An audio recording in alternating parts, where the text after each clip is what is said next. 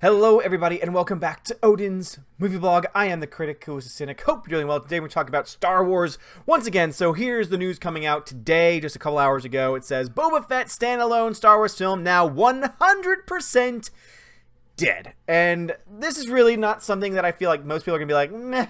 You know, obviously I will say that as much as I think the history of Boba Fett and why people are so interested in him is very fascinating, because he had such a small amount of screen time. He was given some of the worst character arcs, since he had almost no character arc in development in the original trilogy, and yet somehow people just flocked to this character and fell in love with him and wanted to know more about his backstory, to the point where even George Lucas, you know, gave us a bit of that backstory in the prequels. And obviously with Jango Fett, it was a bit interesting, but also at the same time was a little odd. I feel like Clone Wars definitely made it a hell of a lot more interesting, going more into the mind of the clones themselves, and also just really kind of paving the way for a young Boba Fett in that series and how he would eventually become the person that he was. And so I really do think that when you take those two things into conjunction, what they did in the prequels is a little bit better, and obviously too, hashing out his character a bit more definitely helps out when you compare it to the original trilogy. So I think that a lot of people were at least interested in the concept of a Boba Fett standalone film. However,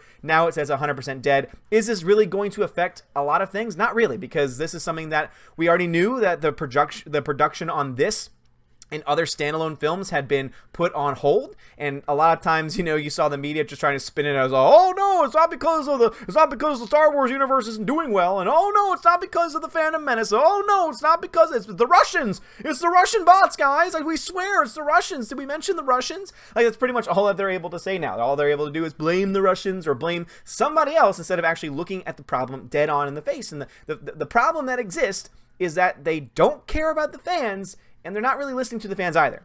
Which is the reason why you really see the fact that, as it says, you know, the subheading, it says, instead Lucasfilm's focus will reportedly be shifted to the upcoming Mandalorian series. And I really do think that this is where they are putting all of their eggs. Some people might say, wouldn't it be episode 9? Well, no, because if this series does not do well, the Disney streaming service is put in jeopardy.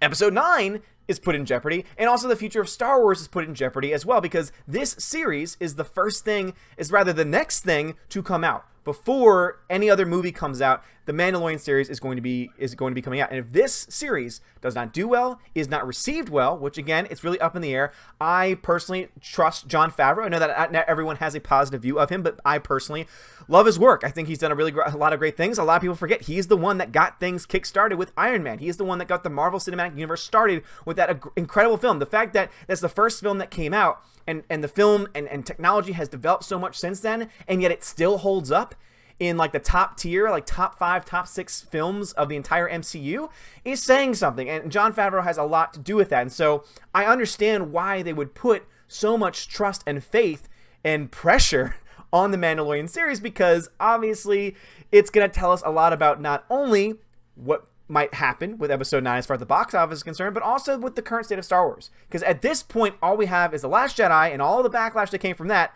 and then, of course, the abysmal box office returns for Solo.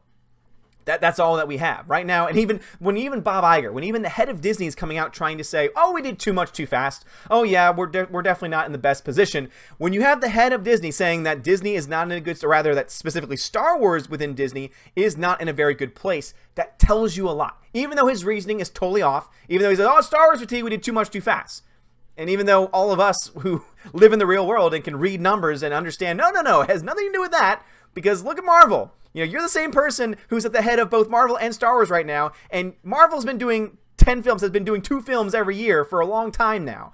And yet, even they still make a profit on every single film they do. In fact, the 20th film in their franchise made the most out of any other film, grossing over $2 billion. So you can try and make that argument still, because they're still going to make the argument, just like they're still trying to make excuses for why episode 9 might not make a lot of money. Oh, well, there's a lot of competition going on. Now, of course, it's going the other way, because, oh, now that Wonder Woman has moved to 2020, oh, now it's going to be wonderful. Why? All the good things that could happen. When in reality, it's still competing. You know, December is not a fun month to open in unless you have a consistently good series that has a lot of faith from fans and audiences, which Star Wars does not right now.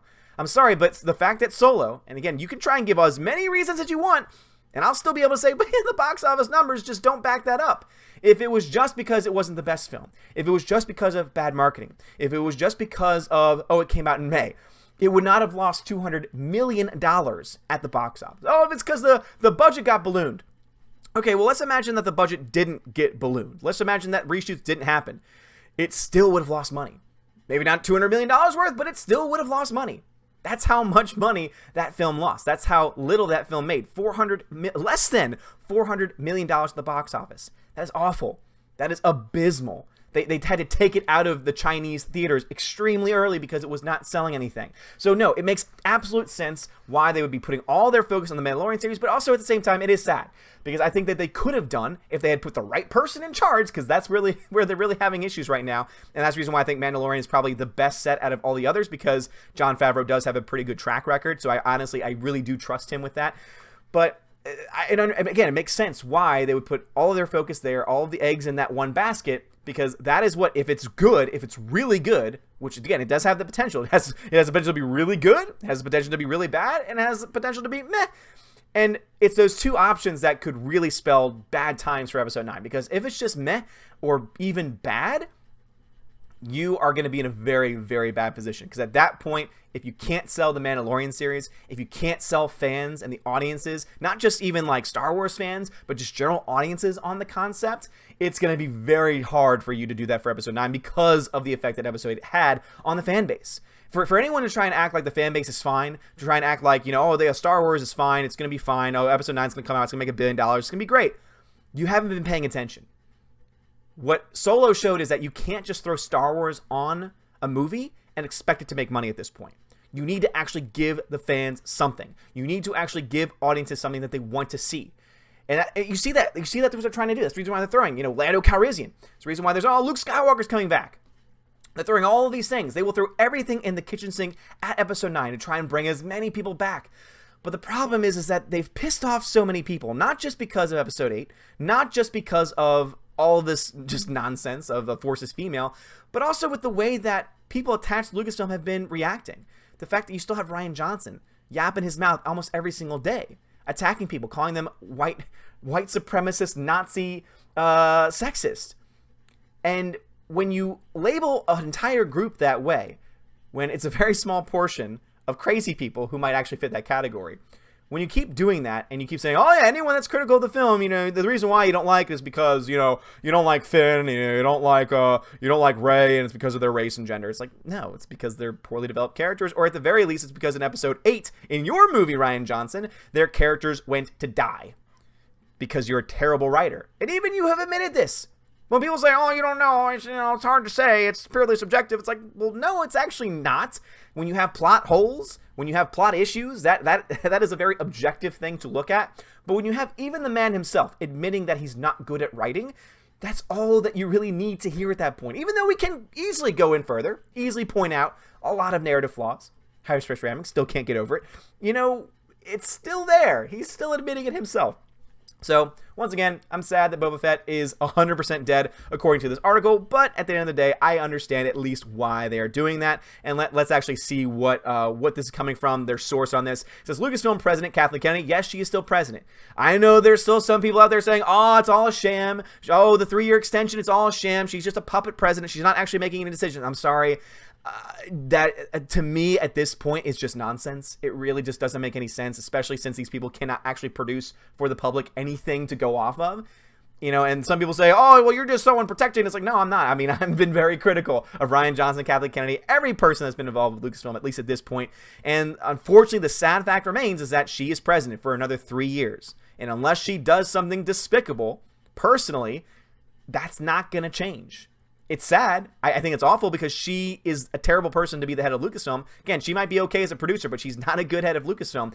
But even with all that being the case, she says, reportedly, she confirmed Thursday that development of the oft-rumored Boba Fett standalone film has come to an end. Her remarks, reported earlier by SiriusXM's Eric Weber, simultaneously confirmed the project was being worked on and marked its death. Kathleen Kennedy just confirmed, according to eWeb, to me, Boba Fett is 100% dead, 100% focusing on The Mandalorian. Now, what that tells me, so again, context is always key. So, of course, the headline is 100% dead. Well, it doesn't mean that we're never going to get a Boba Fett film. Again, when they say, again, 100% dead, 100% focusing on the Mandalorians, because that is where their focus is now. That's why all future projects were just stopped, you know, to the point of, oh no, we're not, why do you think you haven't heard much about Rian Johnson and his trilogy? Why do you think you haven't heard much about any other future projects beyond Episode 9? It's because they know they've got to get the ship back on track. If they do not keep the ship afloat and let it sink with The Mandalorian, then Episode 9 is going to be a huge disaster train wreck, which even if The Mandalorian does well, because as I said, if The Mandalorian is okay or does poorly, it spells bad things, but even let's say The Mandalorian is fantastic, one of the best series that's ever come out, it doesn't guarantee that they're going to make money. It does not guarantee that Episode 9 is going to be a billion-dollar film. I honestly still think, even with The Mandalorian doing well, based on what we know about Episode 9 at this point, based on the things that are still going on every day on Twitter and with the media and everything else, because we'll get to the media in a second, what we end up seeing and what we end up understanding is that there is definitely a lot at stake, but the damage, I think, has already been done. They have already done so much damage to the fan base. They've already lost so much trust with the fan base. I don't really think there's any way for them to be able to salvage it. And one of the many reasons why is because the media is not helping. The media coverage of Star Wars, the media coverage of all of this has hurt Lucasfilm even more because the media continues to perpetuate this, oh, it's the Russian bots, or oh, they're a bunch of racists and sexist. Oh, it's a small contingent of alt-right Trump-supporting people, MAGA hat-wearing people. When the reality situation is is all but further from the truth. If you actually were to take a second to talk to someone, if you were actually to take a second to have a conversation with any of the people that are part of the Phantom Menace, you'd realize that you are wrong.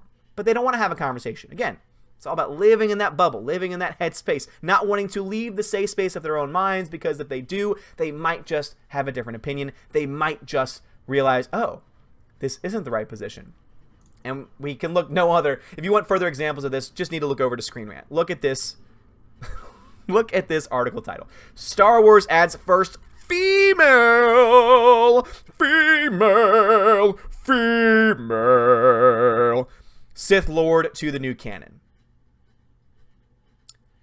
When the media continues to play the identity politics narrative, when the media, instead of just saying, oh, look, a cool character. Oh, hey, look, this issue is awesome.